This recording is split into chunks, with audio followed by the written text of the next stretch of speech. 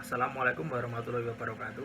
Saya dari kelompok 3 yang terdiri dari saya Fajar Suli Pratama, kemudian Ati Irma Fauzi, dan terakhir Anissa Rida Apriliani. Di sini kami akan menjelaskan tentang media massa dan komunikasi pembangunan.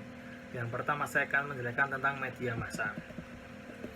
Media massa atau mass media yaitu sarana penyampaian pesan-pesan aspirasi masyarakat sebagai alat komunikasi untuk menyebarkan berita ataupun pesan kepada masyarakat langsung secara luas, yaitu bisa melalui media cetak yaitu majalah, koran atau surat kabar, dan selanjutnya lewat media elektronik, lewat radio, TV, film ataupun video.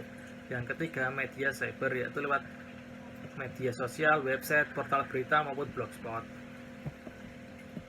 Dalam hal ini, media massa dapat berperan dalam mencerdaskan masyarakat dan membantu pembangunan. Karakteristik media massa: publisitas, yaitu adalah yang disebarluaskan kepada masyarakat, seperti ada informasi dari pemerintah yang disebarkan kepada masyarakat. Yang ketiga, universalitas, yaitu pesannya yang bersifat umum mengenai segala aspek kehidupan serta semua peristiwa di berbagai tempat. Contohnya adalah pemberitaan di Indonesia yang mengambil berita dari Amerika tentang kejadian yang terjadi di Amerika. Yang ketiga, kontinuitas, yaitu berkesinambungan sesuai dengan jadwal terbitnya. Yang keempat, aktualitas, berisi hal-hal baru atau dapat diartikan kecepatan penyampaian informasi kepada masyarakat umum. Yang kelima, atau periodisitas, yaitu tetap atau berkala, seperti misalnya harian, mingguan. Contohnya ada seperti koran yang ada di Jogja ini, Harian Jogja, yang terbit setiap harinya yaitu di pagi hari. Fungsi media massa sebagai pemberi informasi kepada masyarakat umum secara tepat waktu, yaitu pemberi informasi jika terjadi suatu bencana itu langsung diberitahukan kepada masyarakat umum. Yang selanjutnya adalah sebagai pengambilan keputusan, berperan dalam menghantarkan informasi untuk pengambilan keputusan kepada masyarakat. Yang ketiga adalah sebagai bahan untuk diskusi, memperjelas permasalahan yang dihadapi serta menyampaikan pesan-pesan para pemuka masyarakat. Contohnya adalah seperti Nyepi di Bali. Sebelum Nyepi itu para pecalang akan melakukan pemberitahuan bahwa besok tidak boleh keluar rumah lewat media yang ada di sana. Dan terakhir, sebagai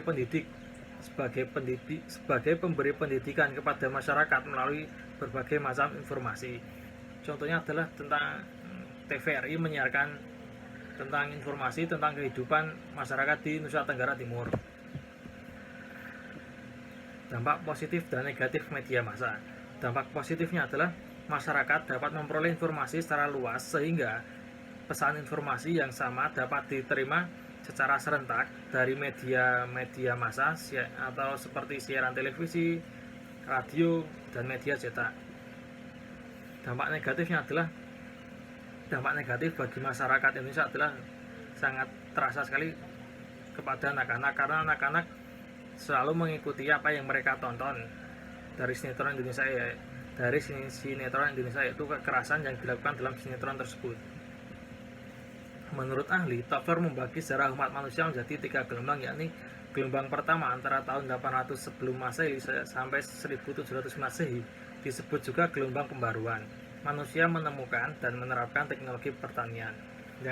Gelombang kedua mulai berhimpit dengan revolusi industri. Gelombang ketiga adalah peradaban yang didukung oleh kemajuan teknologi komunikasi, yang menghasilkan John Naisbitt dalam bukunya Megatrend tahun 1984 menyatakan terdapat beberapa kecenderungan besar yang mempengaruhi pembangunan dan sedang berlangsung di dunia. Salah satu kecenderungan besar itu adalah beralihnya masyarakat industri ke masyarakat informasi. Baiklah, selanjutnya ada perkembangan media massa dan pembangunan. Jadi sebenarnya media massa ini sudah digunakan sejak 10 tahun yang lalu di beberapa negara untuk membantu dan menunjang pembangunan di negara tersebut. Media massa yang digunakan tak lain adalah radio yang digunakan di Amerika Latin, Afrika, dan Asia. Sedangkan untuk istilah pers sendiri sudah dikenal sejak tahun 1920-an. Media massa dalam pembangunan Indonesia pada masa penjajahan sudah dipergunakan sebagai sarana propaganda, sedangkan pada masa era demokrasi terpimpin sampai rezim Orde Baru, media massa dipergunakan untuk kepentingan pemerintah. Pemerintah akhirnya membentuk Undang-Undang Media Massa Nomor 40 Tahun 99 dan Undang-Undang Penyiaran Nomor 32 Tahun 2002 untuk menjamin kebebasan dan independensi media massa tersebut. Lalu bagaimana penelitian komunikasi pembangunan pada saat dulu? Sebenarnya komunikasi pembangunan sudah dikenal di Indonesia sejak awal tahun 1970-an, tapi penelitian komunikasi pembangunan pada saat dulu tidak berfokus bagaimana pemanfaatan media untuk menunjang keperluan pembangunan. Media massa dalam pembangunan Indonesia sendiri sangat membantu dan sangat diperlukan dalam pembangunan Indonesia. Hal ini dikarenakan melihat dari sisi geografis, Indonesia memiliki ribuan pulau yang terbentang dari Sabang sampai Merauke, yang dengan adanya media massa itu sangat membantu penyampaian informasi secara cepat dan tepat, dan melihat dari sisi fungsi bahwa media massa itu memiliki fungsi tersendiri di mana media massa tidak bisa jauh dan selalu berdekatan dengan masyarakat. Assalamualaikum warahmatullahi wabarakatuh. Saya Ade Mas Fauzi. Saya akan melanjutkan presentasi dari Mbak Nisa, yaitu terkait media massa dan komunikasi pembangunan. Nah, saya lanjutkan. Di sini ada dalam komunikasi pembangunan sendiri terdapat paradigma lama dan paradigma baru. Nah, dalam paradigma lama, komunikasi pembangunan itu hanya berfokus pada pertumbuhan ekonomi, teknologi, kemudian padat modal dan perencanaan yang terpusat. Kemudian dalam paradigma lama juga diyakini bahwa keterbelakangan yang dirasakan oleh negara dan masyarakat itu berasal dari dalam, yaitu dari pemerintah, akan tetapi tidak dari masyarakatnya.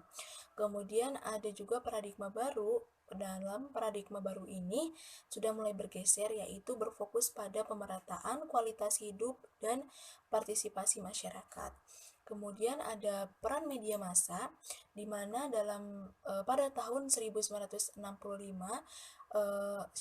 media massa itu sudah sangat beragam, yaitu dibuktikan dengan munculnya teknologi komunikasi baru yang mulai sangat beragam pula, yaitu terkait seperti satelit-satelit, kemudian siaran-siaran yang disampaikan melalui media televisi, radio, yaitu kemudian teknologi komunikasi baru itu juga sangat dimanfaatkan oleh pejabatan pemerintah untuk keperluan pembangunan, di mana pada siaran-siaran juga disampaikan terkait bidang bisnis, pertanian, dan perdagangan yang dimana bisa dicontoh oleh masyarakat Indonesia. Kemudian akan tetapi, pemerintah juga menemukan fakta bahwa siaran-siaran yang telah dilakukan terkait pembangunan itu dirasa kurang, hanya sedikit mencapai kemajuan. Akan tetapi pemerintah terus melakukan siaran-siaran yang berkualitas tersebut. Kemudian apa yang diperlukan? Nah, apa yang diperlukan oleh khususnya masyarakat Indonesia sendiri dalam pembangunan? Nah, komunikasi pembangunan haruslah dilihat sebagai suatu yang menyeluruh. Nah, di sini ada 4 poin. Yang pertama itu termasuk pemahaman terhadap halayak serta kebutuhan-kebutuhannya. Di mana dalam misalnya masyarakat yang notabene pertaniannya itu harus disokong oleh pengetahuan-pengetahuan terhadap pertanian dan perkembangan pertanian pula. Kemudian ada yang kedua, perencanaan komunikasi di sekitar strategi-strategi yang terpilih. Pemerintah juga harus menyertakan strategi-strategi yang mumpuni. Kemudian pembuatan, penyebaran, dan penerimaan umpan balik terhadap pesan-pesan tersebut. Kemudian baik pemerintah dan masyarakat harus menerima umpan balik, yaitu sekitar kritik dan saran serta solusi. Kemudian yang keempat, bukan hanya kegiatan langsung satu arah dari komunikator kepada penerima yang pasif. Jadi di sini tidak hanya komunikator yang menyampaikan komunikasi pembangunan, tetapi juga masyarakat sendiri harus mempunyai ide terhadap pembangunan di lingkungannya sendiri. Baik, mungkin cukup sekian yang dapat saya sampaikan. Dan juga saya tutup presentasi dari kelompok kami. Bila ada yang ingin ditanyakan dan kurang jelas terkait penjabaran dari kelompok kami, bisa teman-teman langsung tanyakan di grup. Wassalamualaikum warahmatullahi wabarakatuh. Mohon maaf bila ada kesalahan.